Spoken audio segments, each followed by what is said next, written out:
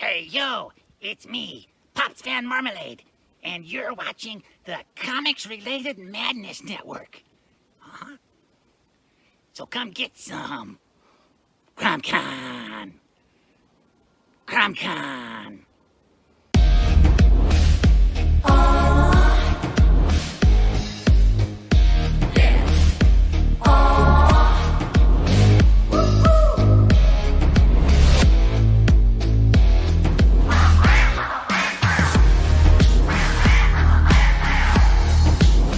Your favorite podcast, it's Critical Blast.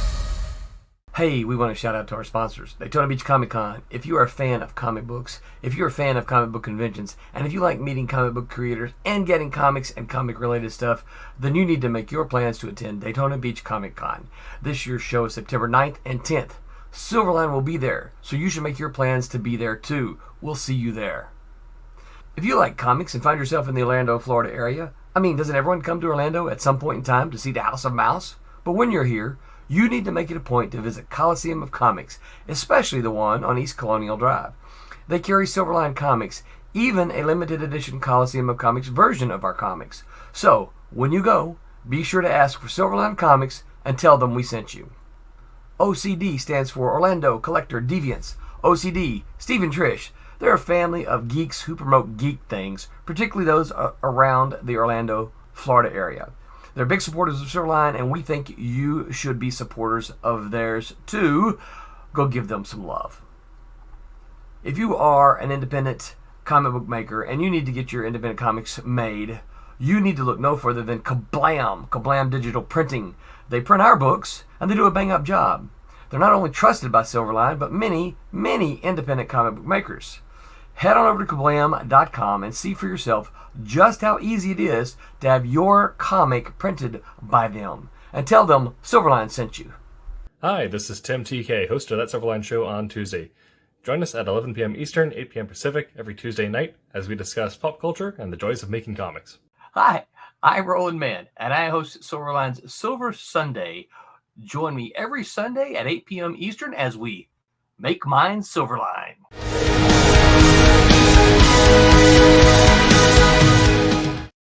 Hello. We are live, ladies and gentlemen. We are Silverline. We are the premium comic book publisher for independent creators. And tonight, we welcome you to Wednesday Wham. We have a skeleton crew, but they are itching to get into our discussion tonight, which is going to be about pop culture and a lot of the rumors and gossip and actual events that are swirling around us, some comic related, some movie related, and others whatever you want to talk about. But before we get started, I have some announcements to make. First of all, as always, we want to thank our sponsor, the Daytona Beach Comic Con, or the Comic Book Convention. We always appreciate their support and their gracious hosting of our professionals. And we'd also like to announce some winners for a recent Silverline Comics giveaway. I think we actually have some graphics with their names, so we're gonna show them up here. The winners on the recent Make Mine Silverline Comics giveaway are Big Five Army.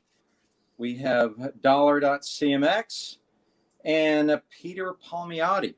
Really? We obviously shout out our congratulations to them and well done. And in our next graphic, we're going to describe how they are to collect their prizes. If you would message Silverline Comics on Instagram at Silverline_comics with your mailing address and with your t-shirt size.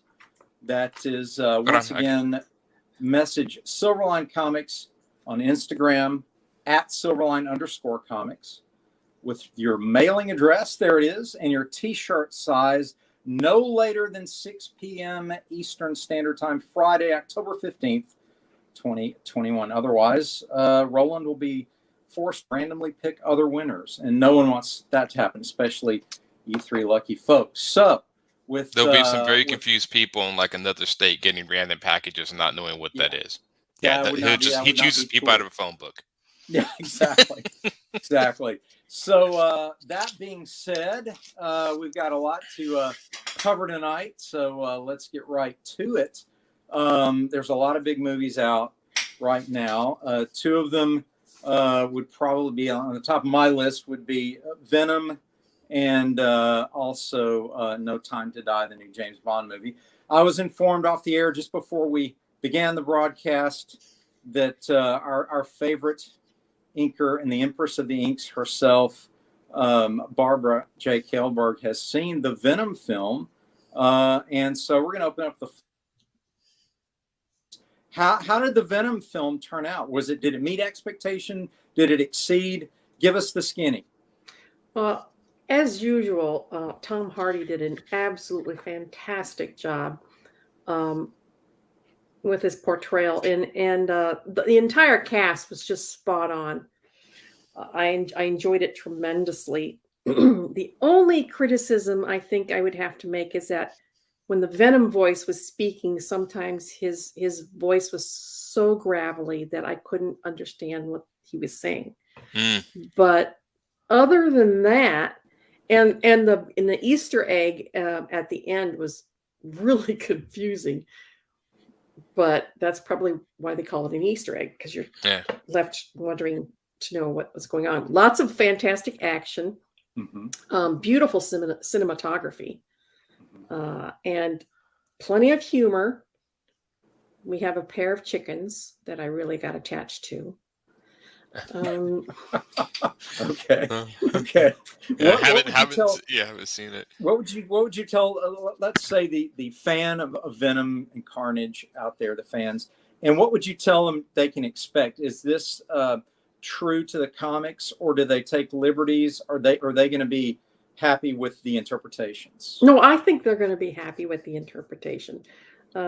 Venom has come a long way since the last movie. He's very much indoctrinated into the human society now, mostly with all the picadillos that come along with having human feelings and everything like that. And so he complains a lot. He has his own ideas of what should happen, and they don't mesh with Tom's character. But yeah, it's a lot of fun, and the character, or I mean the interpretation of Carnage is definitely scary enough. It's very kind of bloody. And for those who may be new to the Venom Carnage universe, give them a little soundbite version of who Venom is, the symbiote, and then how Carnage came about. Just for folks who might be curious but not sure what those characters are. Well, Venom is an alien symbiote from the last movie that infects. I can't remember Tom's name. Eddie Brock. Eddie Brock. Mm-hmm. Yes, he infects Eddie Brock, and it turns out that Eddie is really the only perfect match for him, who's able to hold the symbiote, because he's just such an overpowering presence inside his body. So they have to share the body, and Venom has a habit of talking inside his head a lot. And so Eddie looks like he's very schizophrenic most of the time. And at the beginning of this movie, we see that Venom has really, really taken up the challenge of learning all the human things, but he's fighting against Eddie because Eddie won't let him eat people's brains. Well, that's a bummer. Yeah. I remember there was a Venom toy years ago that if you hit a button, it's like, I'm going to eat your brains. I always thought that was hilarious for a kid's toy. I'm like, what a kid's toy? Yeah. And he keeps wanting, he's got these two chickens for him in the apartment that Venom is supposed to be eating, but Venom has gotten attached to him and he won't eat him. Apparently I am. And he still spelled my last name wrong. Tommy, dude. Tommy's making himself known with commentary on the screen. Come on and join us if you Yeah, dare, come on in. Tommy. You'll join the arena of discussion. Barb, what about the one can Carnage? imagine a lot of situational comedy when with the sort of body being inhabited by this character, and how is that played? I mean, do we have a lot of that in this movie? Oh, we have a lot of that. Okay. And Woody Harrelson plays the serial killer who gets infected with the Carnage symbiote. And Okay. I'm not going to tell you how he gets infected. Oh, good. I'm going to leave that up to you guys to figure it out. They kind of But, gave it away in the trailer. Yeah, but it turns out that red symbiotes are like 10 times scarier, a bit more badass than the black symbiotes. Mm-hmm. And Venom's like, we're going to die. So it's a lot of fun. I gave it 2 thumbs up. Awesome. Phil. Nice. Hey, Phil. Says, hey, yo, Silverline peeps. Shout out to Phil. How you doing, man? Thanks for joining us tonight. I heard. No, it's always been curious aspect of Carnage. They made use of the red symbiote also in a Spider-Man story where he infected the Green Goblin and became the Red Goblin. You guys remember that run a few years back? It was a short Spider-Man storyline. Did any of you guys read that? No, Tommy, the damage has already been done. I'm just going to weep a little bit. It's okay. It's okay. So you just throwing grenades at us now? Is that just lobbing those grenades from outside? I'm not a huge Spider-Man reader, so ask me about Avengers or Iron Man. But you reminded me when you said the red symbiotes are notoriously more dangerous and so on. They really made use of the fact that when the Green Goblin became the Red Goblin, they really went over the top with it and did a tremendous job with the little story arc there. It was cool. Remember that. It's funny. I watched an interview with Todd McFarlane, and he talked about his impetus for making Venom, because he's the one that created Venom, was because he didn't want to draw the black suit. He wanted to draw Spider-Man's original suit. So he just took the suit off Spider-Man and made it alive. That was his big impetus for doing it. It's like, I don't want to draw this suit. I want to draw the Spider-Man suit. And so he did that. I had a fan come up to me at a show several times and say, dude, if you ever draw Spider-Man in the black suit, man, that's the one I want. And I'm thinking, okay, man, sure, that's great. I get it. Everybody has their favorite. But I'm more like Todd, where I prefer the red and blue as well. I've always liked the black suit. I think sometimes I thought it was pretty slick. It was very... that stark contrast I thought was pretty cool. I mean, they've kind of changed his red and blue suit. Now they sometimes draw it red and black. It just depends on some of the art. Yeah. A lot of that is sort of a nod to its origins. Spidey suit was a lot of red and black. It gives it a vintage feel to it. The red and blue is much more the Ramita suit that we all grew up with, the one that the masks came from and t-shirts. But that was the one I remember. As an inker, I'm always fond of the more black, so less to ink. It's like easier to less to ink. Throw out those, bring in those black suits. That's right. I guess though my affection is mostly nostalgia. Having first been introduced to Spider-Man in the red and blue with the Ramita web distancing and the bigger oval eyes that are not oversized but kind of medium. I always thought that is one of the coolest superhero suits I've ever seen, because it was so unique and strange that it's unforgettable. At the time it was, now of course we've gotten much. And I remember in the black suit they changed where his webbing come out. He didn't do this anymore, like came out the top of his hand. I remember they did that too. They didn't do it like this? It came out this little white spot, and it would come out on the top of his hand. No, it's Flip. I'm sorry, it's Flip. Flip. That's right. Since we're on Spidey briefly, do you guys like the organic or mechanical webbing? What do you think, Barb? Mechanical or organic webbing? Organic. You like the organic? Makes more sense. Mm-hmm. I always like the mechanical, like you mean him building his wrist things? Yeah. I always liked that because it was like the science nerd that kind of hinted at that. Yeah, but you see, to me, that I'm a very logical person, and to me, you have, where are you going to keep all your your inventory, your supplies. It's going to run out. You're in the middle of a Yeah. battle. And, oh my god! And that happened. You know what? That happened. Spaghetti webbing. Phil says That was That's right. McFarlane's Trademark again, Tommy McFarlane. I McFarlane. love that too. I love that too. It takes forever to draw, though. Trust me, I've done that. type of Where's he webbing. store all the solution? I mean, he needs tanks on his Well, back. If you look at some of the early stories, the remaining He has series, cartridges that like hook he has around. cartridges. It almost looks like an old-fashioned digital watch band. Yeah, I in a remember way. those, but that can't possibly hold a whole Oh lot. no, absolutely not. And It's very much a suspension of disbelief to think that he can swing through entire New York with just these little cartridges worth of stuff on his dress. They did that for quite a bit. Now you assume too he had some in his belt too, because that belt had some. But either way, utility belt. They used that though to advantage in many a story. He would run out and just drop to the street and have to deal with not having any webbing.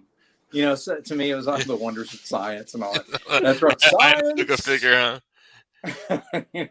I was listening to an 80s retro thing today, and it had Thomas Dolby's She Blinded Me with Science. So every time somebody brings up science, I want to yell out science, but anyway. Yeah. But then again, I suppose the argument could be made that if he's doing it organically, they have to come from some sort of glands or something like that. And the glands would run out too. I just you have time to rebuild it. Thought it was funny in the movie that it just sheer dumb luck that they happen to have 2 ways to extend webbing on his wrist. What luck?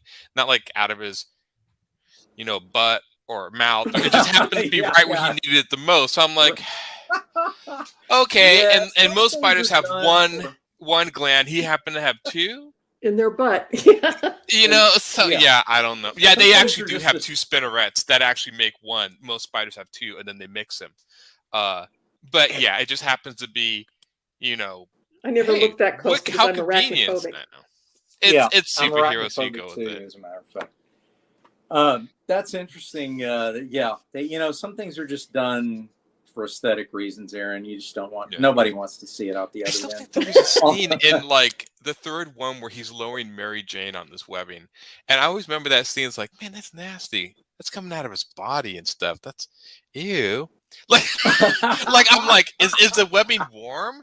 I mean, I'm like, is it warm? Oh man. Oh, it's like snot. You wonder these things. It's out of his body. I mean, can you imagine like somebody like ejecting like this webbing out of their hand and like grab it? You'd be like, I ain't gonna grab that. Right. See, I always thought of it more like silly string, like a super strong industrial silly string. Silly string. If you're old enough to remember what silly string is. I definitely am old enough to remember. I love those things, but the cans wouldn't last long. He'd be like, exactly. It's over with. I know. So yeah, that's how I pictured it. But Spidey. What do you guys think? Like, are we going to stay with Tom Holland? Are we going to go back to like Spidey on his own without the tech? I mean, what are your thoughts on where Spidey goes from here? We already know that they left. Are they already making another Spider-Man movie to pick up? Rumor is. Yeah. Because they left it wide open at where everybody finds out who he is. I like the science savant idea in the cartridges. It made him. I did too. See, that's the one thing I didn't like, and Barb's gonna hate this because she's such a Tony fan, or should I say an RDJ fan more so. But depending so much on Tony Stark kind of gets in my craw because I always thought, Peter is one of the top 5 minds in the Marvel U. Yeah, he's like he was up there. It was like Reed Richards, Victor Von Doom, Tony and Peter. They're kind of up there in the top 4. That's why Tony left Peter those glasses to basically take up where Tony left off. Right. Yeah. It was just always kind of cool to me. It's like, wow, this teenager is a total savant. He's a phenom. He can come up with all this cool stuff. So that's what. Yeah. He's also dirt poor. Yeah. Yeah. So he always needed Tony to help him out. Right. How did he do it in the comics though? When Tony wasn't funding everything, you got to wonder. Like, I think he used a lot of his scholarship money because he was brilliant. Yeah. Well, I know in the comics, doesn't he work for like a science lab or did? Well, he Like, worked for the for Daily Bugle, but they didn't pay him anything. Yeah, you but know? now I think in the comic, and I don't know if this is, but I know he eventually worked for like some sort of science lab, which it made sense. He in Um, some storylines he worked for Doc Ock. In other storylines, he uh, became like a Tony Stark too, where he started his own Mhm. corporation. yeah, That I was think the there's something Parker like Corp. that too. Yeah, And they keep yeah. devolving. I mean, he's always going to stay young. I mean, you're never going to have old Spider-Man, I guess. Oh, you Um, did in the Miles Morales one, the Yeah. Into the Spider-Verse. yeah, You can have old relatively old. Spidey. Yeah, Old, yeah. old I don't man know. Spider-Man. Yeah. I Wow. always liked the Andrew Old Garfield or disillusioned Spider-Man. Spider-Man. He was jaded, Yeah. jaded. Jaded Spidey. That would just be weird. With a Because little tubby. Spidey is the ultimate, between the two most optimistic Boy Scouts in the Marvel U, to me, have to be Peter Parker and Cap. And if you stop and Yeah. think about it, they sort of became superheroes the same way, one voluntarily and one involuntarily, but they were both super nerds, Yeah. who became like who they are. So they have a lot in common if you stop and think about Peter Parker That's true. hanging out with That's how he with gets his Steve funding. Rogers. Funded through selling webbing solution on eBay. Yeah, possibly. Good one, He'd Phil. make millions Awesome. off that. I know, right? Yeah, just sell the web spinners, on the web shooters. On Well, now if you think about it, the solution that he developed is super, super strong. It's like Mhm. liquid steel, Mhm. Yeah. it's So, supposed I to- mean, you would think that there would be so many real world applications for something yeah. like that. That you could, yeah. He could be a billionaire. Well, Law this is why it enforcement, was so funny. military. Yeah, even in the Marvel Cinematic Universe now, that like Tony Stark does like nanotechnology, and I'm like, Yeah. if that technology really existed, the world wouldn't look like it does in the movies. I mean, you could completely transform the world or something like that. So Mhm. I don't know. Mhm. They should. I mean, and it was something maybe he can only make so much of it or very limited. But I It's mean, he's probably literally extremely building matter from nothing. Expensive. Yeah. Like each one of those suits are supposed to cost like $6 million or more, just for one Yeah. suit. Yeah. So So- not everybody, not your local person on the street could afford the nanites or the suits or anything like that. It would Mhm. have to be a billionaire. So Yeah. So when getting back to Venom for a moment, so the way it sounds like they structure the story is that Carnage is our out of control villain. So Venom has to put on his anti-hero hat and sort of protect everyone from a worse. Oh, Preach. he's totally into the superhero gig, except for Okay. the occasional desire to eat people's brains. But What- he really, really wants to go out and, because he's bored most of the time, but he really wants to go out and be the superhero. Okay. What is your take on them making villains heroes anymore? Like once villains get popular, they want to Well, make them the he's not anti-hero. a very good hero. I just said he wanted to be a Oh, hero. yeah. Well, no, I'm just saying in comics in general, like even Catwoman's supposed to be relatively kind of good now because she's married to Batman. It's an old fashioned trope or Yeah. cliche, more so, to sort of take the villain and turn them good. Well, in terms Redemption of arc. Catwoman Yeah. specifically, because they like to bring her into romantic relationships with the heroes, Mhm. specifically Batman. I don't know. I mean, they did it with Emma Frost, which I'm out on that. I'm like, she's a bad guy. Sorry, always be a Yeah, bad guy. she is. Yeah, there's when her and Scott like got together. I'm like, I Scott would quit reading X-Men a no. long time ago, but I would hear I about think it, or my friend would loan me X-Men books to read. I think a lot of people like the redemption arc because they see themselves in it. They go, Yeah. if I think that's I, a good point. yeah, Excellent. I can be a good person. I'm not always horrible. They see Mhm. themselves in becoming better than what they are right now. But Mhm. I don't really hold with them all that much. Yeah. Yeah. Well, just if you I take just- away the there's- villains, then I embrace then- my darkness. Yeah. Well, Emma Frost has a unique position in the X-Men universe, in that she really is one of those people, based on how she was written for decades, that it's Yeah. really difficult to trust that someone like that would ever have a redemption arc, where other characters you might buy a little bit more, like Psylocke, Yeah. the Quanon figure becoming a superhero kind of thing, or even Wolverine has a more believable arc, I think, than Emma Ambiguous. Frost. Yeah, the one thing they've taken away from, and I don't know how much they write it in the books that much, but when Claremont wrote him, he was always struggling. Is he an animal? Is he a man? You know, Yeah. and I think that was something they kind of wrote out of his character, which I was kind of bummed because of that eternal struggle that he can go off and kill people at random because it's like he had to keep that in control to keep his humanity, and they kind of wrote that out. I'm like, I don't know, I like that part of his character. Thought We that's are been all, interesting.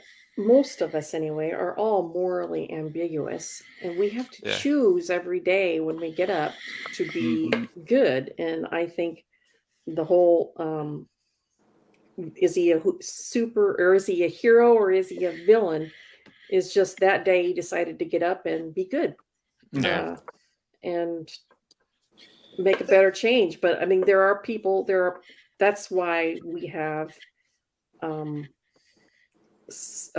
people who are psychos, because they don't have that ability to discern right from wrong. They're pathological. And they have to choose. They're It's sociopaths and psychopaths. Yeah. It's interesting to put that filter on the X-Men, but specifically Wolverine. I think that's possibly what made him one of the most popular characters, because of that internal struggle. Is he a good guy, or I often compare him to a technological werewolf, because it's kind of what he is. Yeah. But he was made off a bet. Did you know that? Yeah. He was made off a bet. Yeah. They bet whether or not they can make a Canadian superhero popular. That's really cool. And so he made Wolverine and made him Canadian, and I guess the guy won the bet. Yeah, that's what I heard. Well, he's got that interesting internal struggle. They tended to, it was timing, and it was the artist and the writer and all that. But I think that will remain as long as they give him that struggle. The X-Men themselves, I think, will evolve into a new, less morally ambiguous team, because right now the way Hickman and the way they're being written a lot is they're very morally ambiguous. A lot, the whole movement is, because they've become this sort of, I don't know, it's just they're kind of antagonistic toward humanity, and that's not how they were originally created, to be very much more like Superman, and now they're sort of antagonistic. They can't possibly be as bad as the boys. Yeah, well, they were kind of written to be that bad. Well, they formed their own island. I heard that. Now, don't quote me on this, but I heard that Jonathan Hickman has left the X-Men. I'm not sure what's surrounding that. If he left voluntarily, I'm sure it was voluntarily. I didn't hear anything involuntary, but I've heard that he has left or decided not to do that. So I don't know what they're doing. I read, my friend loaned me a bunch of Jonathan Hickmans where they created this island of Krakoa and all that. I just didn't ever. I really liked Chris Claremont's take on the X-Men, and ever since then, I've never really found a writer that's really been able to nail what I liked about Claremont. Kind of made them almost like these sort of secret society, almost like a Scanners, like my friend Tom says, like a Scanners type movie, where there's these people, and they were very rare. That was the one thing. There were mutants were very few and small in between. They were much more rare in when he wrote the story, and there was no. I hate the X gene. I absolutely hate the X gene with a passion, because that's not how genetics work.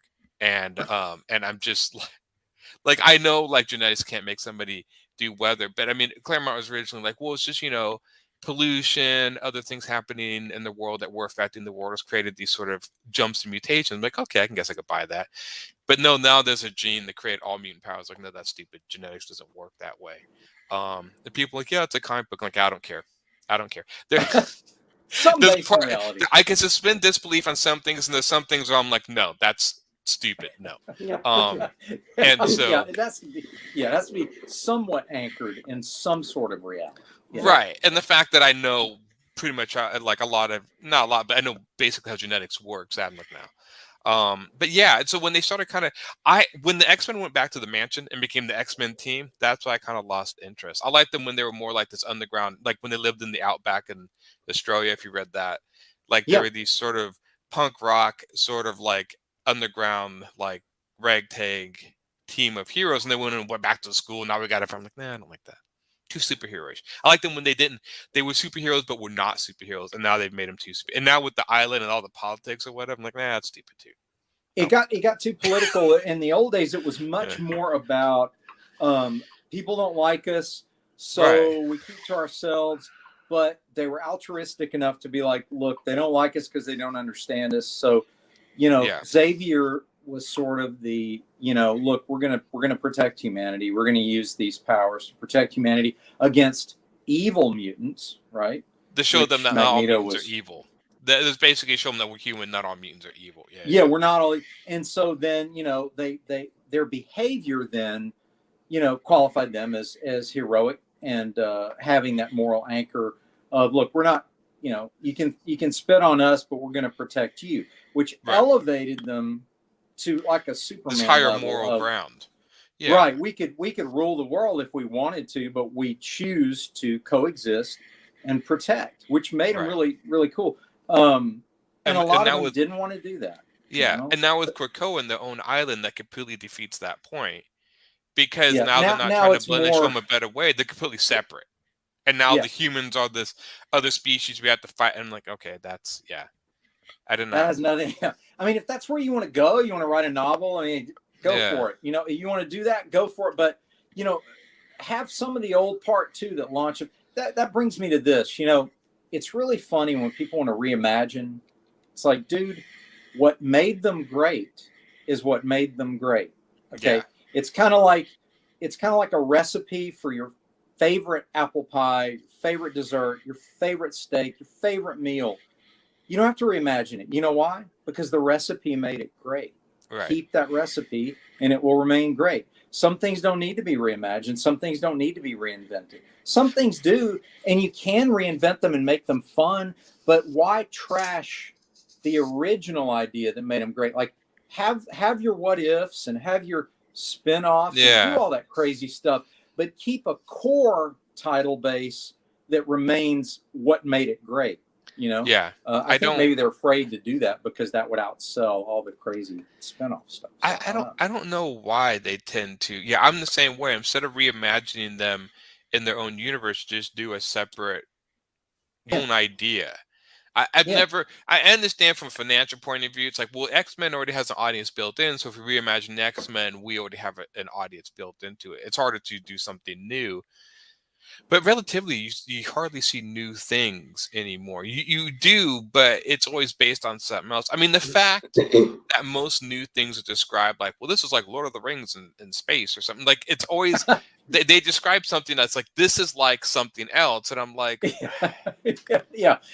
There's nothing new. I mean, look, at some point, you realize there's nothing new. Okay, everything's just rejumbled, right? And relabeled with...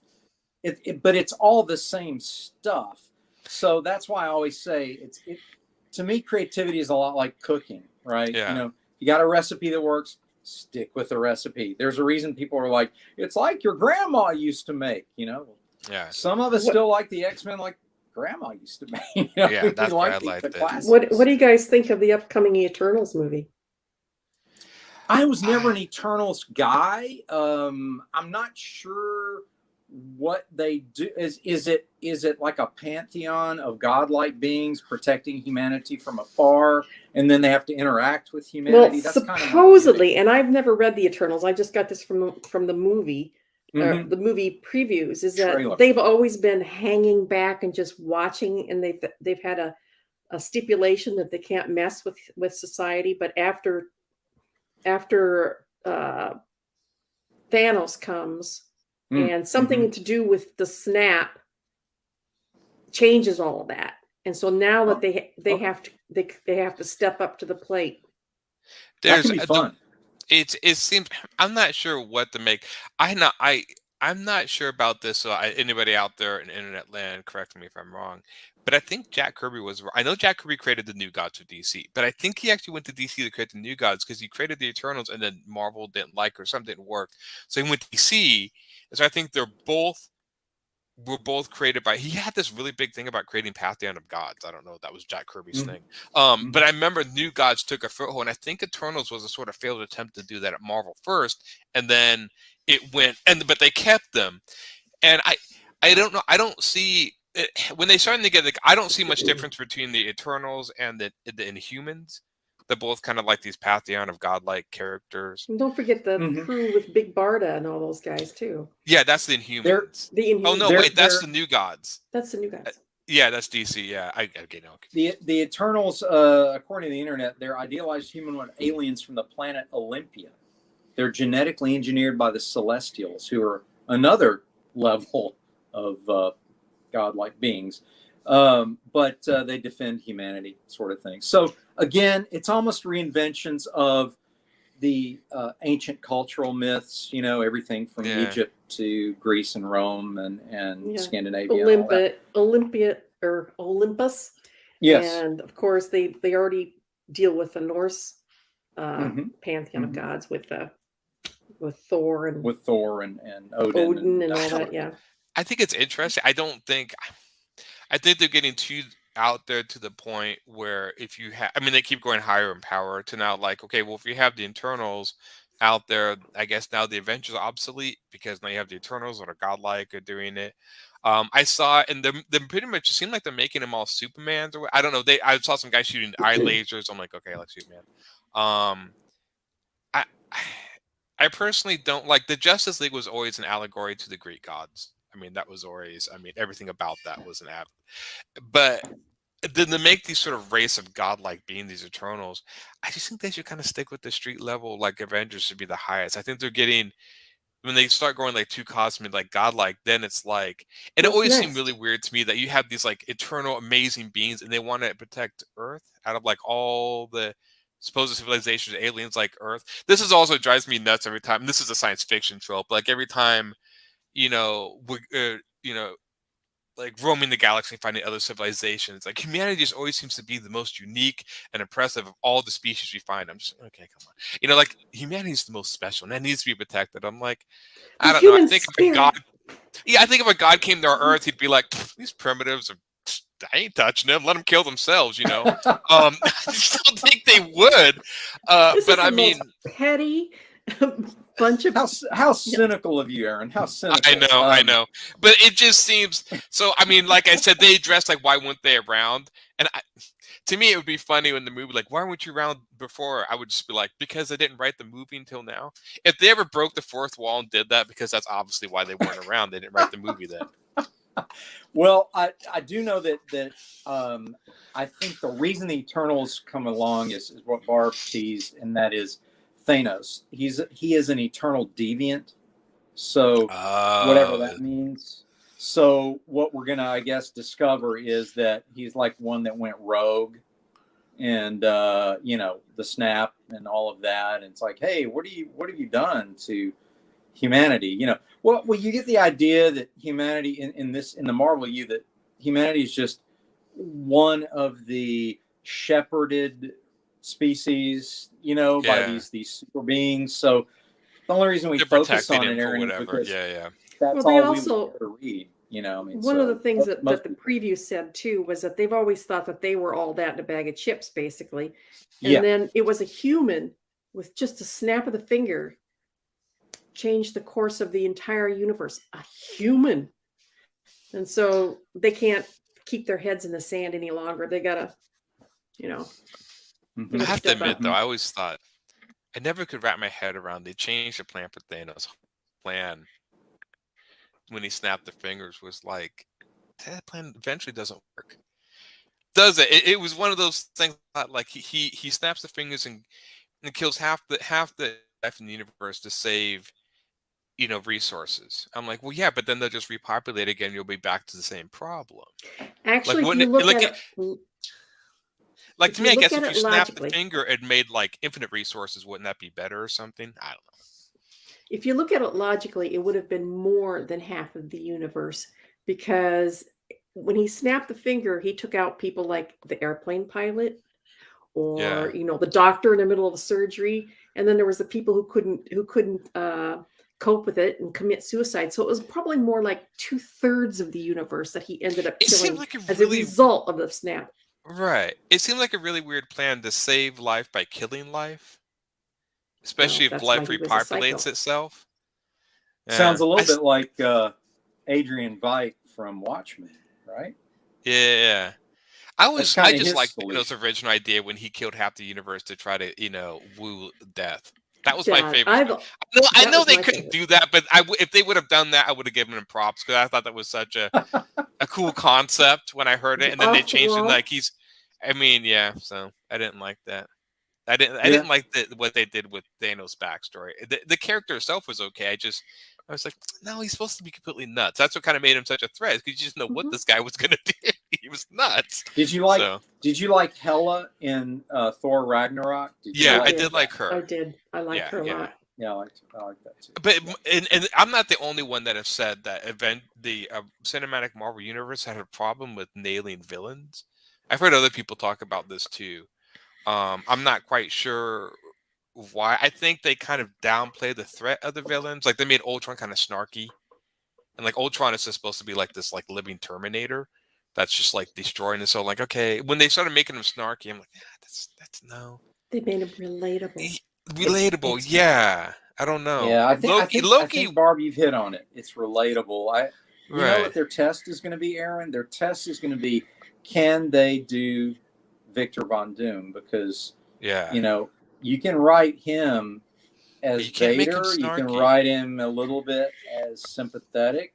But you can't write him but snarky or goofy. Well, they better damn well make him talk in the third person, or I he won't better be talk Victor in the Von. Yeah. third person, and he better say things like, "Doom will not speak to you again, or you will die."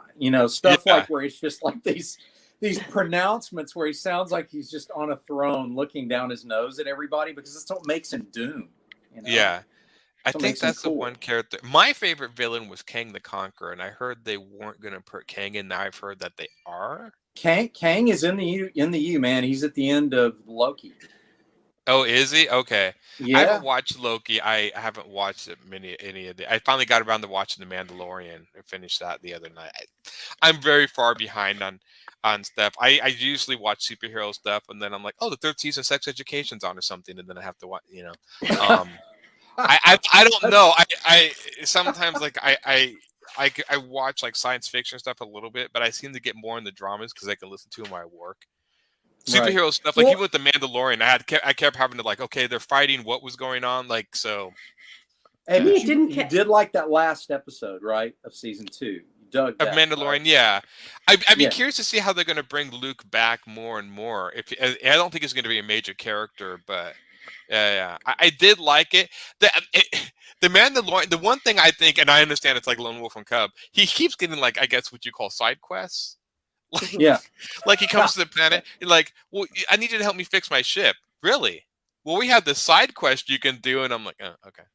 And they eventually make it tie into the overall plot, but the guy can't go anywhere without somebody like, hey, do you want to like risk your life for me so I can repair your ship? Oh, okay. Like this happens to the Yeah. dude like constantly. Yeah. Like he goes to the water Mhm. planet. Oh, I need to repair your ship. Oh, do you want to like and they has to go find the Mandos and they trick it. Oh, you got to help us defeat this. And he's always like, I rarely does the guy fight for himself. I mean, when the kid was, I guess.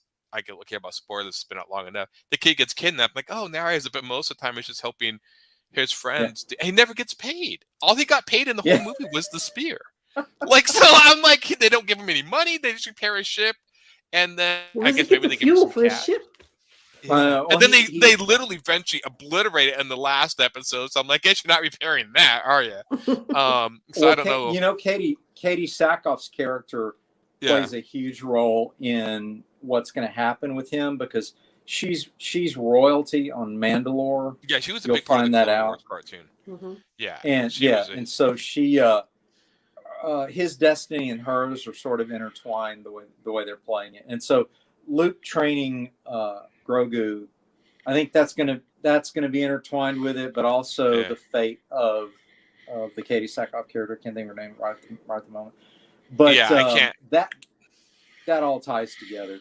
Yeah, and the dark saber. So I liked what I saw. I just kind of felt bad for the guy. I mean, everywhere he went, it's like, well, you like to blow crap up. Why don't you help him? Yeah. Like it's never like you want to get a do beer this and for watch us? some TV. We need our fence fixed. I know, the poor guy.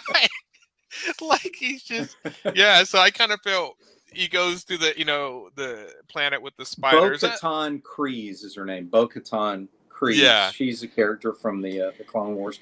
But that's, that particular storytelling device exists in the iconic template in which the Mandalorian exists, which is the lone gunslinger, Wandering man with from no town name, to Clint town. Eastwood. Oh yeah. Oh, I know exactly. It just like it just seemed Yeah. like I feel the same way when like well, I guess Conan actually looks for adventure, but like when you have Yeah, he other loves people who wander, the Mandalorian. I guess because they kind of said he was a bounty hunter, so he has a price. Like always have a price. And he just never got paid. I'm like, poor Well, guy. that I guess the kid melted his heart, kind of a Uh, thing, which is like whatever. But Yeah, a it lot of worked. I have a friend who loathes the Mandalorian simply because he's not badass enough. Like, why does he care about that little kid anyway? I mean, he's supposed to be the most badass, warrior, blah blah blah. It's like, well, but that's the lone wolf and cub thing. It reached him for some reason. For some reason, so we go something with they that. care about or whatever. Yeah. Yeah. More than money. I, I consider The Mandalorian probably a sequel to the original trilogy because I don't like the last 3 movies they did because it seems they're they tie in Luke. I'm like, okay, that makes more sense. I like the other characters. I like, I like the Carrie or who is the big buff rebel lady. I think her name is she's played by the MMA fighter. I don't remember her name in the film. Gina Carano. Her character I liked. I don't think she's in the series anymore. I don't know. Maybe she is or whatever. I know she said I think they're talking about bringing her back. Her name was Cara Dune. Yeah, she says some bad stuff on the internet, I guess, And she got canceled. She got censored. Yeah. Darn it. I hate when that happens. know. So, Wait, okay, I mean, so I wanted to bring something out here that I know Aaron's not a huge Bond fan. Barb hasn't seen the movie yet, but I would be remiss if I did not at least bring up No Time to Die. And I'm not going to give away any spoilers, but this particular film is the 5th and final Daniel Craig chapter. And this really rounds out the 5-issue story arc that they began with Casino Royale. You really get the idea that what they were doing with Craig, and this may be what they do in the future, since they've run out of Ian Fleming novels, and that is that this cohesive universe is almost like when an auteur director gets hold of a long-standing character franchise like Chris Nolan did and David Goyer did with Dark Knight. Okay, so they did their trilogy, and that exists, but it exists in its own universe, right? Yeah. So it's sort of considered canon, not canon. That's kind of how No Time to Die feels like they're putting it in. It's the Daniel Craig verse. So that was the first time they connected, because I remember when I watched the old Bond movies, like each movie was its own separate thing. Really, they didn't really connect to any other movie. They did both in the early days, and then they just ran off on tangents because of various reasons, whether it was too hard to tie them in or this, that, and the other. But when they started out, they wanted to tie the through lines, at least the novels that were connected. They wanted to connect them. And so they're trying to do that here. I think because now in the pop culture interpretation of fiction, televised fiction specifically, you have a more serialized mentality with things. So people, I think, like that and accept it more than the one shot, oh, it's a megalomaniac here. Oh, it's Spectre over here. Oh, it's, the Russians over here. Because, even this was kind of interesting to me too. Ian Fleming was a member of the Cold War. He actually worked for the British government. Bond in his early days actually fought Russians, communists, right? Especially from Russia with Love. I mean, it's very clear that we were fighting the communists. The decoder device that he got needed to not fall into enemy hands, etc. But in the film screenplay, they made it a Spectre thing, right? Working and manipulating the Soviet government as well as our government, as well as world governments. They did that here as well. And I think they do that to sort of stay out of politics and stay in the fantasy realm. So they keep Spectre the sort of overarching villainous organization behind the scenes that sort of manipulates everybody from governments to people to cultures and all that. But it's a well-made film.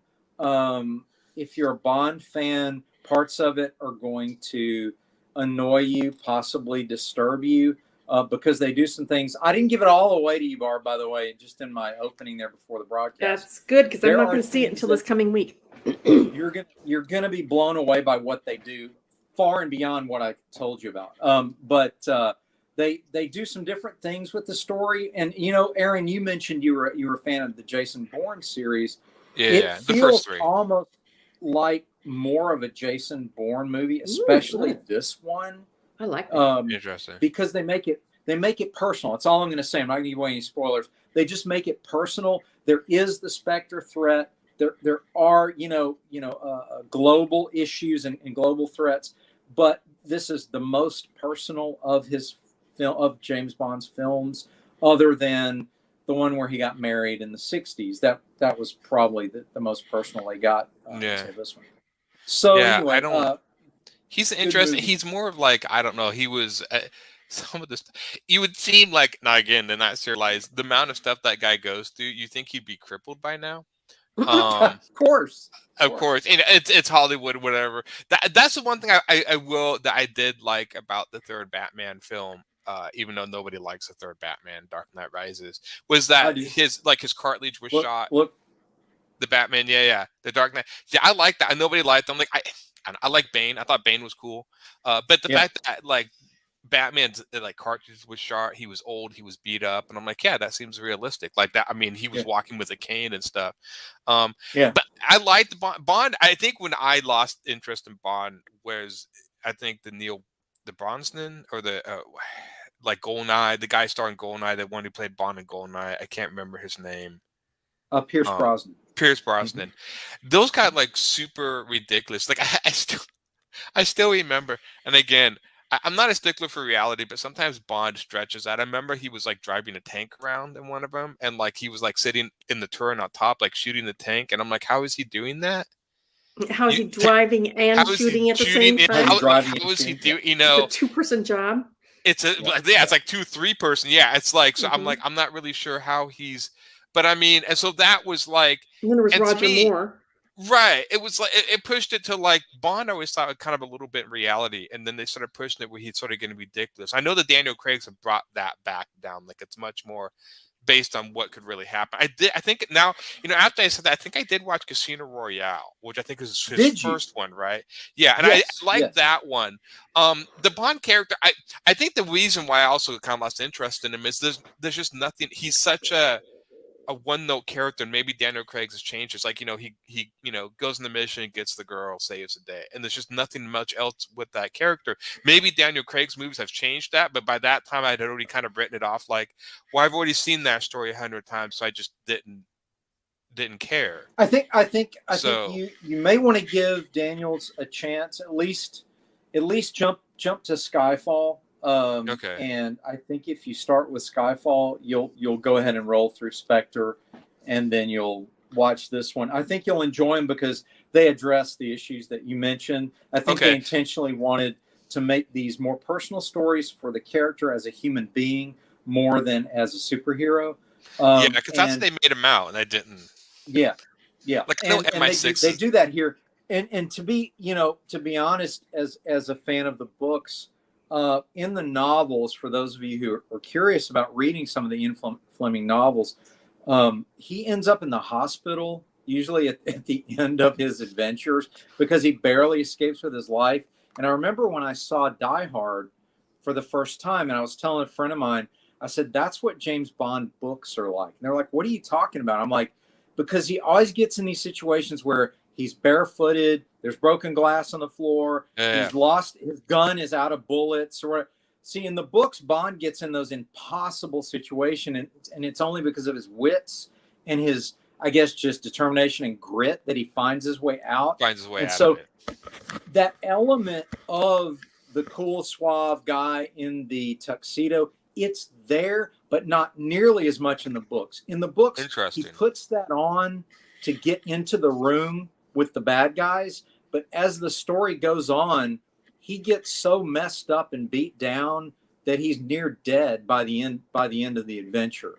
So I would definitely say, Yeah. if you like realism with a little fantasy sprinkled in, Yeah, I don't mind a the little book fantasy. It's just gives when you you that. break it beyond all stuff. Yeah. Like, you know, the movie Yeah. Gravity did that. And I like astronomy. Yeah. There was a lot of things where like and like Star Wars, this is the way I look at science fiction. Star Wars, you're gonna break, you know, physics or whatever because it's fantasy. But if you put NASA Sure. in the movie, you better stay a little bit close to reality because NASA's in the movie. And so when you start going through movies and NASA's in it, but we're going to break physics, I'm like, no, that's stupid. You can't break physics when you you're got dealing NASA with the in it. National Aeronautics and Space Administration. I mean, come on, Yeah. they're studying science. You can't, yeah. Yeah. So Yeah. Well, that makes sense. I mean, again, you like more grounded stories. A lot of people buy into it that way. A lot of people like more fantasy. I just look for it to be well written. If it's a well written story, if the characters are consistent, I can go into it either way. I can watch Tim Burton's Batman. I can watch Chris Nolan's Batman and enjoy them both for what they are. If you say, well, Dean, what would you rather watch? I would love to find a hybrid Batman story that does what Jon Favreau did with Iron Man 1, where there's just enough fantasy, but just enough reality. You know, I think Zack Snyder was trying to do that. He probably got Zack the closest. Snyder, I think Zack Snyder's Batman was and I was a huge fan of The Dark Knight Returns. You know, Frank Miller. And so Ben Affleck's Batman really nailed that. The fight scene in Batman versus Superman, when Batman fought him in the warehouse, was the epitome of how I thought Batman would fight. He's just a force of nature. And so that was like, that to me, I'm like, yeah, this is how this guy would be. He would just be like on them, like he would just be like a force of nature, just a flurry of fists or whatever. So I really liked that. I like Christopher Nolan's Batman. And then, of course, I'm like, it's not now after hearing about Michael Keaton, I always felt sorry for him in the movie because he could barely move in that suit. He couldn't hear anything. I know, right? The poor guy. They said, I remember in an interview, they said like he'd be on set and he's like, I have to go to the bathroom, and it's like they're sort of unbolting me because they would bolt him into the suit, like they're literally undoing the bolts. Like, I just gotta pee, man. You know. So yeah, he said. That apparently, I read somewhere that he still fits in the suit. Apparently, yeah. I don't know. That's pretty cool. That's pretty cool. I like the aesthetics, not necessarily the movement limitations. I think that Nolan's designers did the best job at this practical yet defensive reality-based suit. Right. I thought At least it didn't have really nipples. Yeah, thank goodness, right? Thank goodness for that. The one thing I did like about Ben Affleck's one is he just looked like a powerhouse, which again, that's what I thought he would be. Like he would just be this absolute powerhouse of a man. Yeah, I like that too. I like the more reality-based heroes as well. I really liked Marvel's take on Daredevil, the television series. Did you guys like that? Yeah, I like. You know, the funny thing is, I love the first season. The second season was okay, and then they make a season 3. I think they did, but it was meh. Yeah. The first season was great when he was coming into his own and stuff, and the way he fought in that one hallway scene. That to me was like, okay, yeah, that was really cool. That's they kind of nailed him in that one. Yeah, they really did. Wouldn't that be cool though, to take that aesthetic, that sense of action and tone, and do a Batman series where he's just fighting street criminals? I think that's what they're going for in this. The Batman, the one coming out, I think that's kind of the take they're going for. Is he's much more street level with his car and stuff. The way if you look at his boots, it looks like he's just wearing your basic military boots. Like he just cobbled the costume together. Yeah, I've heard it called Year 2, kind of. You know, like he's still early in his career. What do you have as a dream cast for Batman? I really want to see Matthew Fox since that would be cool. That would be cool. Yeah. Good call. Good call. Interfan. What do you guys feel about the guy who's playing the new Batman? He was from Twilight. I don't remember his name. And Pattinson. Robert Pattinson. Yeah, I think he could. Vampire. I don't know. I'm not sure. I mean, I don't want to prejudge. I know because these guys work really hard a lot of times to be those characters. I want to see it first. The trailer looks okay. I can honestly say I was more excited about Affleck than Yeah, than Rob Pattinson. I don't know. We'll yeah, see. yeah. We'll I don't see. know. I'd be I mean, my big one was Wonder Woman. I know um Gal Gadot's grown on me as Wonder Woman. Um, Yes. Yes. Yes, I Absolutely. I like still Gal think she's Gadot a as Wonder little Woman. too skinny. Wonder Woman, I think, should be more bulkier. The one that I always thought would be a perfect Wonder Woman, and my girlfriend thought that too. My ex or my friend Summer, was Lucy Lawless. That's what we always Yeah. wanted to see because she played Xena. But again, she's just too old for that, obviously, right now. Mhm. Yeah. She's grown on me. I think they've done some good stuff with as Wonder Woman, but yeah, Wonder Woman I still think should be more of a powerhouse than she is, like almost like Kara or whatever in the Yeah. Cara Mandalorian. Dune, a more Gina Yeah, Carano level, a where you got bulk. developed. Yeah. A little Yeah, bulkier. Yeah. and I That understand that's they yeah. wouldn't do that because they want the sex appeal, but that's how I always envisioned her as this Amazon. It's just ripped. I remember there was a cartoon they did, and I think it was did you ever read the comic The New Frontier? Yeah. Yeah. I know. I Okay, know of yeah, it. Yes. yeah. It's Yes. the Justice League. They did one where Yeah. Superman went and visited like Wonder Woman as Amazon, where she's helping this tribe of women or whatever. And I remember in the cartoon, I think in the comic too, she was almost like 7 foot tall. I mean, she just was like this hulking beast of a woman that towered over Superman. I'm like, that's an Amazon. That's just. I That's was an like, that Amazon, was darn it. cool. I've never seen anything Yeah. like that. I'm like, that's awesome. You Yeah, know, yeah, if you watch the first, which you have, the yeah. first hour of Zack Snyder's Justice League, you really get a good feel. I love his take on the Yeah. Amazons. I thought he did a great job. I thought, yeah, that whole scene in the Amazon when they're chasing, yeah, that was. Yeah, He they're really. they're beautiful. They look capable. They look Yeah. badass. They look ripped. They look like they can do what they're doing. It's just like, yep, Amazons. They should be like Greek Scandinavian women. Tommy says, love "I'm a gonna." sparkly Batman with nipples. Wow, Yeah. nice, Yeah. Tommy. Sparkly vampires. Love it. Yeah, yeah. Did either one of you guys watch WandaVision? I did watched the not. first How was episode, that? and me and I my friend haven't. Summer. I usually watch TV with my friend. She's my ex-girlfriend, but we're best friends, so we still hang out, watch TV all together. So I usually watch TV with her. We tried WandaVision, and I don't even think we got to the first episode. I usually know a show's not going to work if me and her start talking in the middle of the episode, and then we're like, "What's going on?" And it's like, "Okay, we Yeah, need to well, watch something." I And we've didn't. done this many a time. And I then I've didn't had care her for. also stare at me. Like I'll watch a show, and then halfway through, she's just looking at me, and I'm like, "You're not liking it." She's like, "No," and I'm like, "Okay." Okay. So I never liked the character in the first place in the MCU, so I didn't follow it over there. But yeah. I've read that they're going to have an Agatha Harkness spinoff. Apparently, she's a Oh, big. interesting. The first episode, they say you just got to get. The thing is that people, which is never a good selling point for any series, you just got to get through the first 3 episodes. Then that's not a good selling point for See, the I'm series, out. dude. I'm out at Yeah, that you point. can't. If you're I'm not take going to that struggle long- through Mhm. something so it gets good. It should, catch my interest at the beginning. Yeah, it just wasn't my thing. I don't really have much investment in Wanda or the Vision, anyways. Well, She's an okay character. I mean, I like some of the stuff they did in her. She was psychotic in the book, like she would freak out and destroy reality. And I thought that was kind of cool.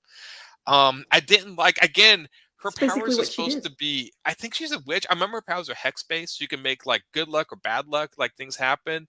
And then in the movies, you don't know what her powers are. She wiggles things, and then Well, people like. apparently, WandaVision is basically all she's twisting reality. That's all it is. But I mean, I know a little bit about Agatha Harkness from the comic books. She's psychic. Okay. And apparently she was popular enough from the WandaVision series that they're going to do a spin-off of her. So that might be interesting. I might check in on that. Yeah. The Vision was an interesting character. I know a lot of people really like him. I never, and even as a kid, I I didn't care never for him. understood why Marvel, and this is maybe in American comics, superhero comics always gave robots muscles. I just never, even like the X-Men Sentinels would be like this big muscled guys. Like, why do these robots have muscles? This is just make a I tube. I know it's like it's.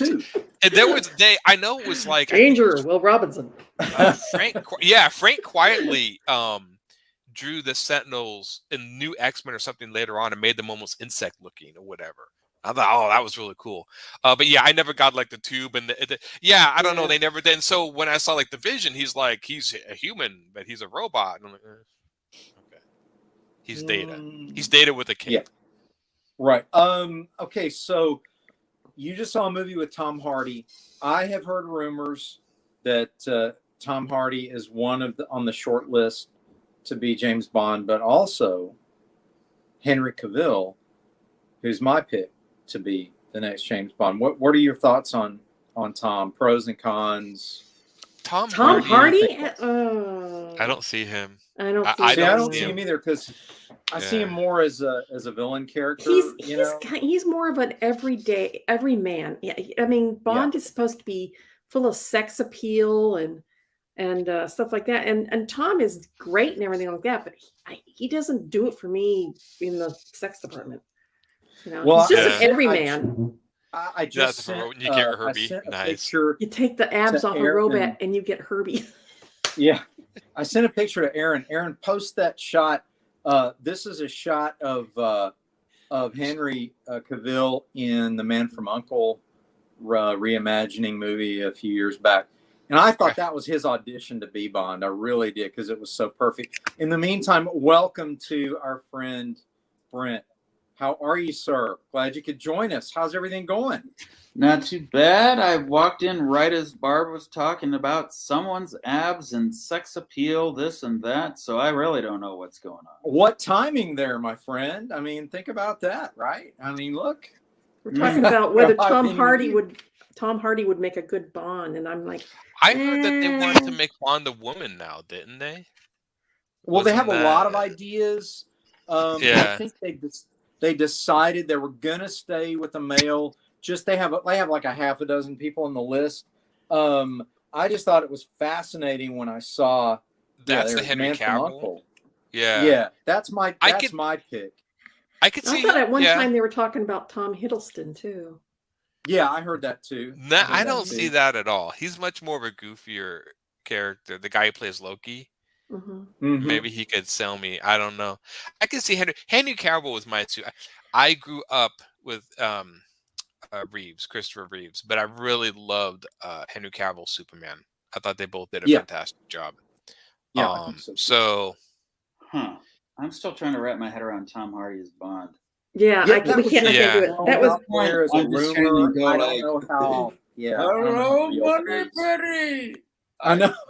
Shaken, not stirred. Have you known like my- did they make a James Bond Jr. show? Was there a James Bond? Those cowards need to make James Bond Jr. live action. Yeah, or wouldn't that be? Wasn't fun, there? Was there a right? cartoon that was like a James Bond Jr. There was cartoon? a James Bond Jr. Sure. You're I kidding. didn't even know that. No, man. Honestly, I don't know who would make a good Bond. I mean, it always just throws me when Henry Cavill speaks in interviews because I forget he's British.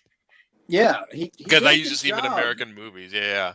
Mm-hmm. But he's a big. I don't even know if Henry Cavill would be into it. He's a huge nerd into video games He is and a comics big and nerd. sci-fi, and so I think he would probably much more go for something fantasy or sci-fi than James Bond. I could be wrong Possible. about that, but I'd say because he went after the Witcher series, Geralt of Rivia. Mhm. He Yeah. went after that Yeah. personally. He did an awesome Which job. I thought he did a good job. Yeah. I haven't gotten all the way through it yet, but he was gorgeous in that. Yeah, he's so I definitely can see him. I think he, it's funner to have him. I mean, you can see a passion for that role. So You I hear can see him Yeah. doing something like they're going to that. do an 8-issue miniseries of Interview with a Vampire. Really? Oh, is that right? Yep, AMC is going to do it, and they've already cast Lestat, Sam Reed, as Lestat. Sam I Reeves don't is- I don't know him his work, but I looked him up on the internet, and he would fit the character physically. And they're going to do, Interesting. and Jacob Anderson is going to be Lewis, and he also fits the part. Oh physically. yeah, always that fits. remember- Okay. I never, nothing against person against Anne Bryson. Maybe I do. I never liked her vampires. My favorite vampires are always the Lost Boys. That was my favorite. It's just like these punks. You They're like just absolute punk killers. vampires. Yeah. And then they made them Punk like virus. these girly frilly things. I'm like, no, stop that. No. She was taking Please. it down a completely different world, And they were Victorian England. I mean, it was supposed to be a different world. Yeah, Yeah, well, there was I early used to American- love. I used to American love the. vampires. Yes. Yeah, I used to love the Vampire Lestat books, and then I got Yeah. one of them. when they went to town on a gal on her cycle. I'm like, that I'm out. Yeah. Yep. Yeah. It's- I'm It not gets pretty seeing dark. this You know, this is kind of interesting. I think, if I'm correct, Stephen King's vampire novel predated Anne Is this Rice. true? Oh, I'm sure. And I don't know. he, when he Salem's wrote Lot? Salem's Lot, Salem's Oh Lot was yes, Oh, yeah. he is right. Infrafan is right. The original vampire, the oldest ones. didn't her back- vampires turn out to be aliens? They didn't come from Earth. The originals, they from ancient Egypt. That is correct. Interesting. I did not Okay. know that. Yeah, I So never read Egypt, Salem's then Lot. we do the whole Stargate thing. Is that what? Where I you're guess. talking about? My favorite vampire story was a video game series called the Legacy of Kain series. Anyone out there in internet land know this. You might know this. That was a really cool video game series. But it was like this guy, Kain, who just eventually conquered the world, which made sense that he could do this. And the thing was kind of trippy is eventually through the game, as you play Kain, this guy turns into a Mhm. vampire. He conquers the world. And at the end of the first game, you can decide to make the world benevolent or evil. And of course, the game's like, well, you chose evil, like the sequels did. But it was like all the vampires were starving because they'd eaten everything. And so you had this other god, this sort of Lovecraftian god that would like weave souls. And he couldn't weave souls because everything was living forever. So he sent back this general, this vampire general called Raziel, who was a soul stealer. He would like suck souls in. So he sent him back to go kill the vampire, suck the souls, and kill Kain to restart the whole effect. And it was really cool because in the game you could actually time travel to like back and forth as land of Nosgoth. And so okay. So he does Emperor knows that game. Yes, it does need to be revamped. It's a great series. You're in the video game. It's a fantastic series. Thank you very much. Even double pun, but yeah, We'll be the here all series and week. stuff. That's right. It was That's really right. cool because they eventually in the game, like the vampires would actually evolve. So it was supposed to be thousands of years. So you had ones that would evolve into like being in water, ones that evolve into spiders because they're just thousands of years would evolve in these things. Yeah. It was a really cool concept, and it took like the D&D fantasy world and wrapped around this whole vampire mythos. And the series and the storyline was fantastic, but I guess they don't. That's an interesting take. Yeah. I think if you look at King, what King did with Salem's Lot is he basically was one of the first to take the vampires out of the theatrical Victorian idea and put them in your suburban neighborhood. And so, you know, you view the story through a young teenage boy who's a geek and who loves monster movies and stuff.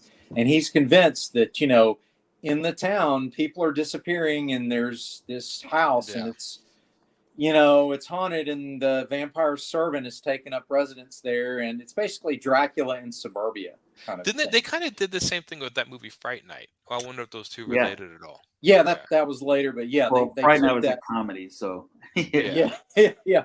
King's book is definitely a horror story, but I thought it was clever because he said basically, he wanted to bring Dracula into sort of the American culture, and he did a great job doing that. And the vampire hunters tend to be just, you know, a 15-year-old boy that you identify with if you're around that age and you're reading it. And then, you know, the author who comes back to his hometown to write a story about the haunted house that happens to be the vampire's headquarters. Yeah. And so, you know, it works out really well. And then Anne Rice sort of took it back to a more European, the traditional Dracula.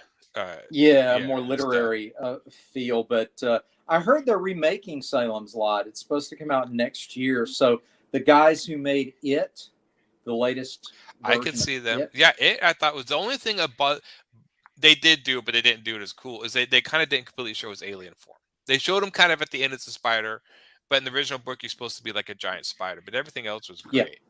Well, one fun thing about vampires, if you think about it, is they're so firmly fixed in our culture, they're no longer considered anything. I mean, Blade was a vampire action movie. Bram Stoker's Dracula was kind of like a weird, like gothic period piece. The Twilight stories are full on tween fiction. Things that you never would have thought about doing like 50 years ago. Well, they took them away from being these like bloodthirsty monsters and they made them more like these sort of anti or tragic characters, which the original Dracula, that'd be kind of cool. What Infer fan is saying, Inter, if you called it Alien meets Dracula, Yeah, that's kind of Interfan says he just found out that they're turning the section of the Dracula novel where he's coming to America on the Clipper ship. You know that they're turning. I could see him getting like loose on the ship and just terrorizing the ship. That would be that's what he basically really, did. Isn't that what happened in the book? Yeah, that's what happened in the book. So yeah, cool idea. I think it's funny. You're right. Didn't he eat all the rats on the ship? I think so. I think he ate everything. My favorite vampire story is written by H.P. Lovecraft, and I can't remember the name of the story, but it was like the coolest concept I've ever seen of a vampire. And it was like these two guys were like this. They went in this house with vampires buried there. And if I'm trying to remember the story, but the vampire would like start like infecting the area around it. Like they'd see like certain fungus growing or certain strange things. Like his evil was so permeating, would start permeating the ground or whatever. And I don't even think the vampire had an actual body. It was more like this sort of entity that like sucked the life out. It's a short story and I can't remember what it's called, but these two guys were in there waiting for the vampire to come alive or something to kill it. They were hunters. And they went there during the day and wait for him to rise. But the way he did the vampire was like this force of nature. Like it had transcended its human form and was like this entity. It was really, really cool. That was like, cool. I was like, oh, that sounds cool. Was it called the Shunned House? Maybe that was it. I think that's what it was. It's a really short story, but it was like really Shunned House. One of my favorite Lovecraft stories. And but yeah, I always liked. I didn't mind the Anne Rice vampires, but I like the Blade, like you said, the Blade vampires. They actually create this entire culture where they're living underneath it and stuff. And so I thought that was pretty cool. Yeah, very creative. Have you guys seen What We Do in the Shadows? That show. I have not. Vampire comedy. Cool? Vampire comedy. Taika Waititi's first movies. Yeah, I saw it. It was an interesting take. They're trying to fit in. Yeah, I love that. Strange trivia thing about that Fright Night movie. I found that the guy who played the so-called Dracula character always considered his character to be like a fruit bat. Like he turned into a fruit bat. So if you watch the film, he's always eating fruit in the movie. Interesting. And this was the actor's personal take on it. What? Yeah. You're talking about the first version, probably the one. Yeah, from the first 80s, version. right? He would eat apples and fruit and always have it around because he was like, I was like, oh, that's funny. That's kind of cool. Yeah, The remake is really good too, actually. Yeah, they're both. Yeah, I thought the remake was pretty good. The classic was that sort of classic. Apparently, I also found that like when he turns into like they kill him in the end, he turns into like the skeleton bat form. That prop was originally supposed to be used in Ghostbusters. Was made for Ghostbusters. Was cut out of the movie for some reason, and so they just took it and used it in that movie. I'm like, oh. Do you know who designed all the monsters in the Ghostbusters movie? Was it Stan Winston? No, who was it? No, Do you know anyone else besides Stan Winston? The original Ghostbusters. It was Bernie. Bernie Wrightson. Yeah. Oh, awesome! That is really awesome.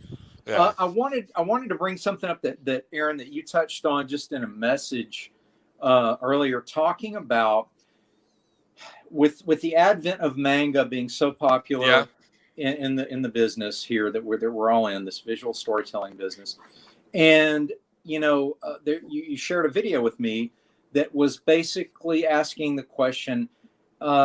This person didn't believe that social media was enough to sell comic book titles, and he also didn't believe that the cover was enough to get somebody to come into a Barnes and Noble or whatever, a brick and mortar store, and buy a particular book.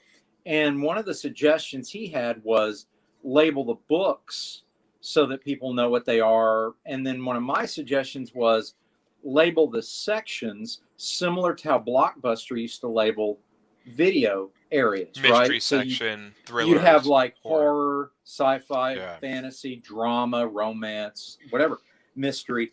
And I thought more about that, and I really want to get you guys' take on what you think about, instead of labeling, like they really don't label much other than like mature, the adult section, and then here are all the superheroes over here.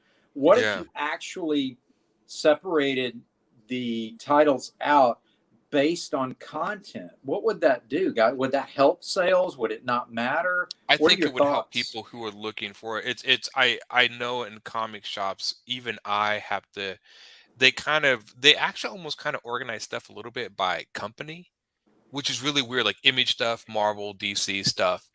But I do think genres of people who are new into it, just you're wandering around the store and you can't find. I mean, if you're finding, they do have a kids book section and they have a manga section and then they have all the American comics section, and they just mix everything together. So you find horror, fantasy, horror, superhero, horror, and it just goes, and it's very disjointed.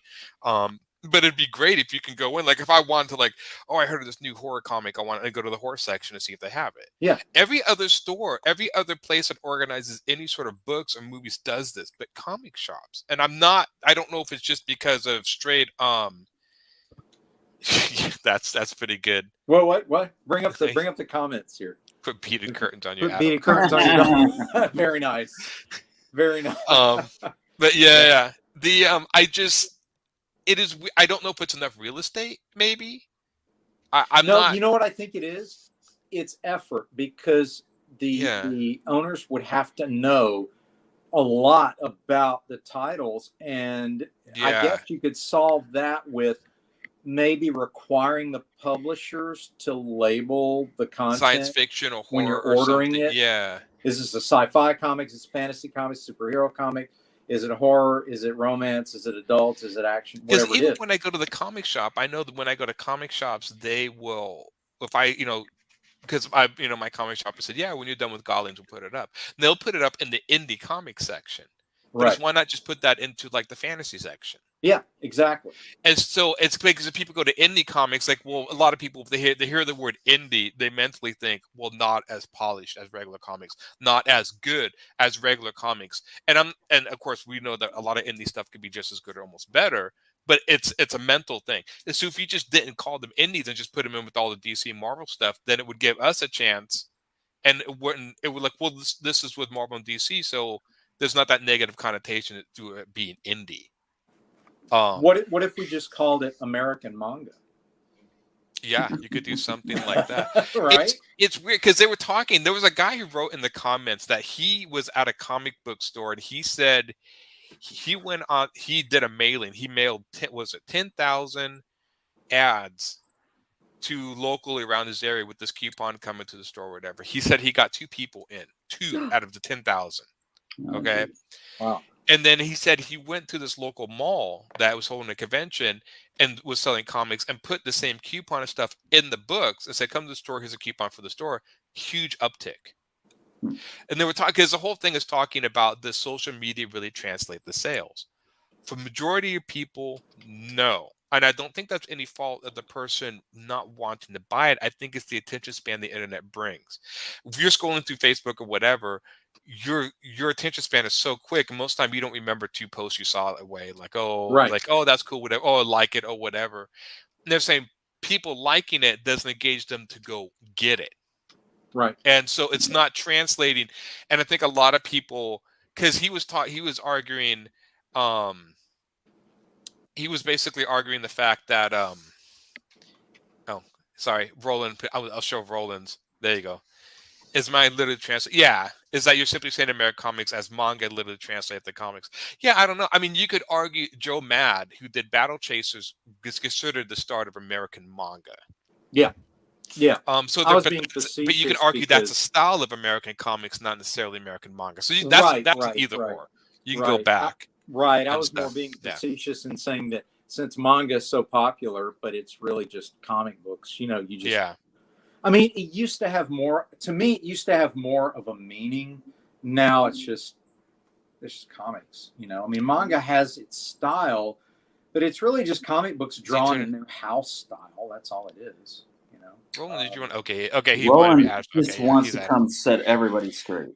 Yeah, he's gonna come set everything. Okay, so but yeah, they're not translating the sale. I mean, I'll go to a convention and sell books all the time. Like I'll sell these amount of books online.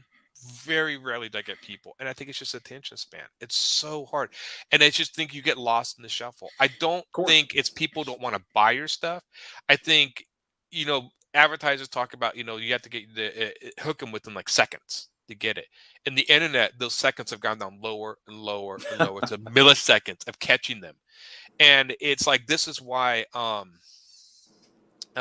they're adding, I guess, think we're moving past indie Yeah. as a label anyway because of the internet and its accessibility to everything. Indie is no more Yeah. a label than foreign. Yeah, you're right, Fan. I mean, I think it is. I think a absolutely comic right. shop, it's still a label, but I think on the internet it is not. Even though Yeah. a lot of times that my comic would be considered part of the indie comic scene, I don't think most people feel that it is lower. I think it's becoming less and less. It is weird that they have an indie comics in a store. I mean, you would never have indie books in a bookstore. Right, right. So I That's always why- find that kind of a weird take on that. But they, That's they because do. DC and Marvel have dominated for so long that if it isn't DC or Marvel, it's indie. It's indie. The Yeah. fact that people still consider Image indie, and I'm like, are you high? think Image is that's mainstream. 30 years old now. Yeah. Yeah. There's so Well, I know you have indie books in the bookstore, but do you have a section called indie books? That's what I'm asking. I haven't seen it, Team of but maybe Comics, they do. which is the biggest comic book purveyor of comics in Orlando, several stores. That's basically how they do it. Marvel, DC, and Indie. Yeah. Half the books in the Indie section are Image, but they still, I guess, qualify. because Marvel and DC is so ingrained in the American psyche that Yeah. it's either those two and everybody else. Yeah. Yeah. And it's also output too. I mean, if you look at what Marvel and DC put out, they have enough books coming out monthly to actually fill a pretty sizable section on the wall versus everyone else Yeah. who, I mean, it doesn't mean their books are less in quality. I'm sure there's lots of arguments for the contrary. It's just Right. Image. I don't think Image puts out like 3 dozen books a month. So they get stuck with the other indie books. Yeah. It's weird that in this industry that you have such a thing as independent comics, that Marvel and DC are considered professional or corporate, and everything below is considered indie. Like, in other words, like it is below that, not professional. Like amateur comics. Amateur comics. That's what, even though people think indie doesn't denote that, that's what it denotes in people's heads. Amateur comics. Yeah, like Bone or Hellboy would be amateur comics. Yeah. Yeah, and of course they're not. They've had movies They're made not, out of them yeah. and stuff. I think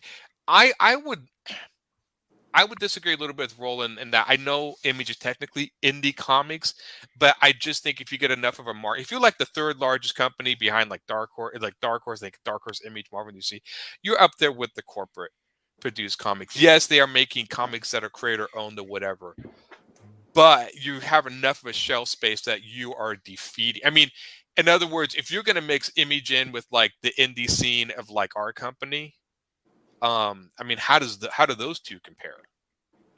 I think what you're going for there is how do we delineate now, because we have reached the point where comics have grown into pop culture's sensibilities that we have to decide, how do we differentiate? Is it more important to do Marvel and DC? Yeah. Is it more important to separate by subject or content? Maybe it's time to separate by subject and content, because the equivalent would be, okay, walking into a video store. Imagine this in 1995. You walk into a video store. Okay, all the Warner Brothers comics are over here. All the Paramount movies are over here. Yeah. All the, you don't do that. It's like horror, action, thrill. Nobody cares who made them, really. I mean, nobody cares whether it's Paramount or Warner Brothers. And that's what we're doing with comics. It's like, maybe it's time to let go of who's publishing them and say, no, this is the content. Now, for us, as trying to make our name, it's a different thing, because you have to be something. You have to brand. But for these guys already branded, But comics, I don't know if they need to be branded. I know what you're saying, Aaron, in terms of the pejorative nature of calling something an indie comic. Yeah. I don't know if it is pejorative anymore. Roland just told me that his students don't care about Marvel and DC. They just want a comic book. But I still get that. Like, if when I'm at a comic convention, I do get this sense, especially with my book, that, well, I've never heard of this. You're making this, so it's not as good as quality as like Marvel, DC. More people are willing to put down money based on Marvel. Disney properties, Marvel, they're willing to put that money down. And that just goes probably towards advertising. But when it comes to my stuff, there is that sense of unsureness. Is it good? Is it? Disney or Marvel or corporate stuff, well, there's a certain quality. I expect it to be a certain level of quality. So there's a certain trust there that's built with brand. Right. Independent comics has that problem with not reaching that trust or brand to get people to put down the money to buy it. This is what I kind of mean by that sort of pejorative. It's almost there. like you're striking a little bit of lack of trust in the person, because even if they look at my stuff like, I really like this, they're still like, well, you know what broke that? What breaks through that? The genre that tends to break out of that mold of low expectations for independent material is the horror genre. In the 70s, it was John Carpenter with Halloween.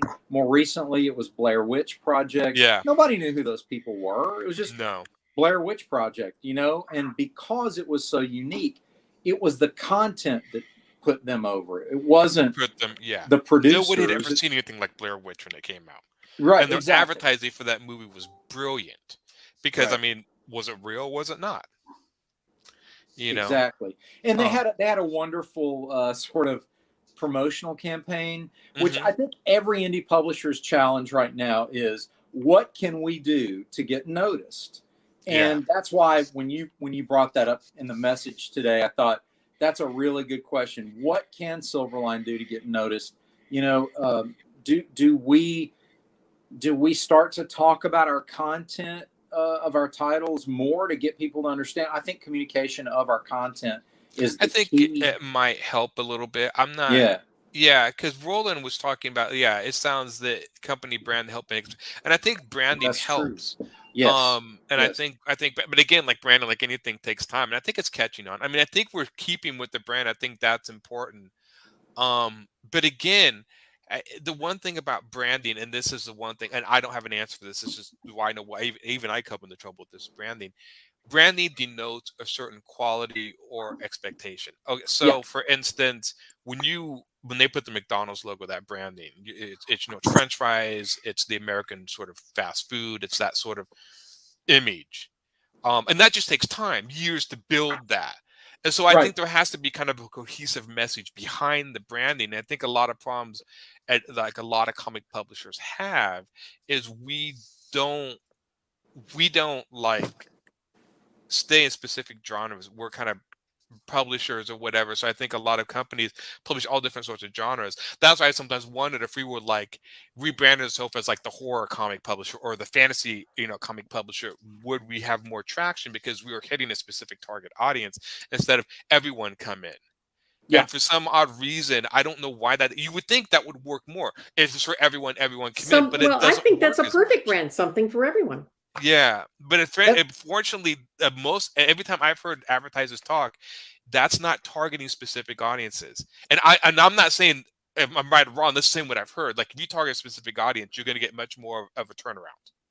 Yeah, I think, and I've seen that too. I think part of the key. I don't think we may not have the exact answer yet, but we're heading in the right direction, and that is we want to have the reputation of quality, content, professional turnaround time, delivery of the product on time, reliability, and that stuff I think is be perfect Silverline. And maybe that's something we need to push on branding.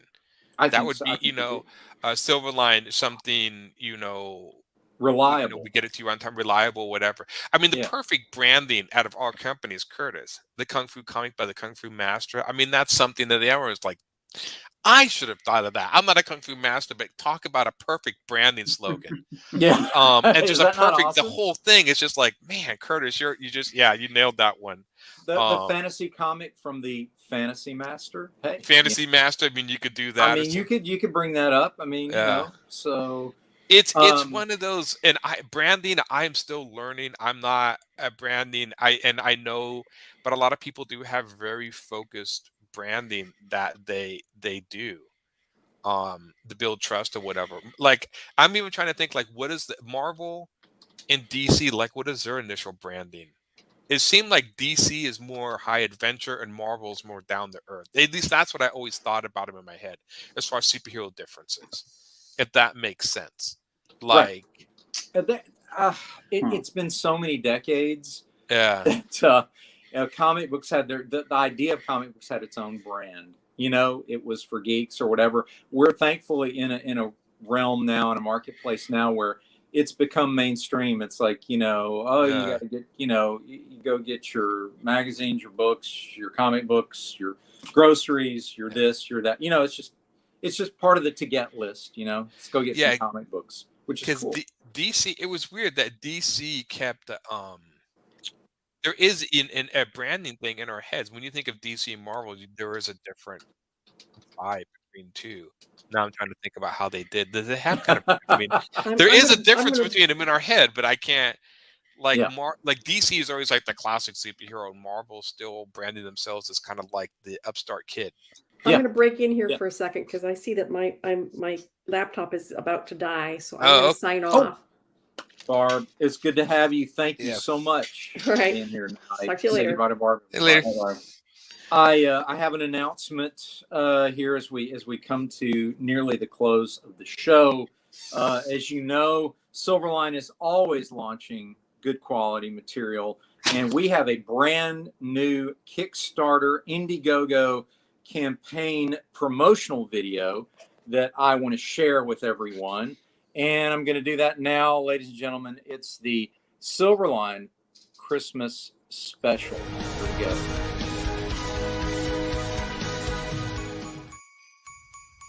Ho, ho, ho! Merry Christmas! It's Santa Claus, and I'm here to tell you about some Silverline crowdfunding stuff. You know Silverline. They're the comic book company that's an independent, genre-spanning, you know Silverline!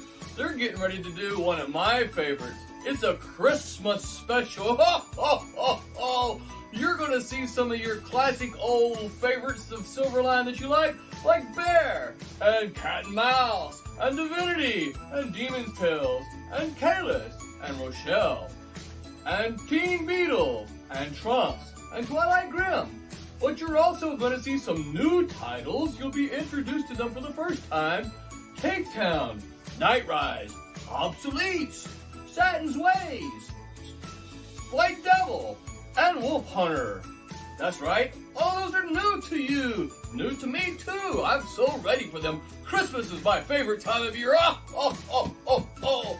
You're going to see some of your favorite Silverline creators like Del Barris, Aiden Belcher, Mike Belcher, Mickey Clausen, Peter Clinton, Roberta Conroy, Brian Dale, Rob Davis, Thomas Floramonte, Thomas Hedgeland, Aaron Humphreys, R.A. Jones, Barb Kalberg, Jeremy Kahn, Brent T. Larson, Roland Mann, Haley Martin, John Medic, and Jackson Rennick. Ho, ho, ho, ho! But you know what? There's also a bunch of new names for you Silverline fans. That's right. People like Dante Berry, Quinn Bedwell, Jim Diaglu, J.W. Franklin, Ron Fortier, you know his name, Jose Fuentes, Cassisi Harris, Richard June, Wes Loker, Henry Martinez, and Tim TK. That's right. It's gonna be grand. It's gonna be big. Oh, ho, ho, ho, ho. So make sure you pledge to the Silverline Christmas special now. It'll get to you in time for Christmas. It'll look good wrapped up under your tree or in your Christmas stocking. Ho, ho, ho! Make mine Silverline! Wait, that was supposed to be Merry Christmas.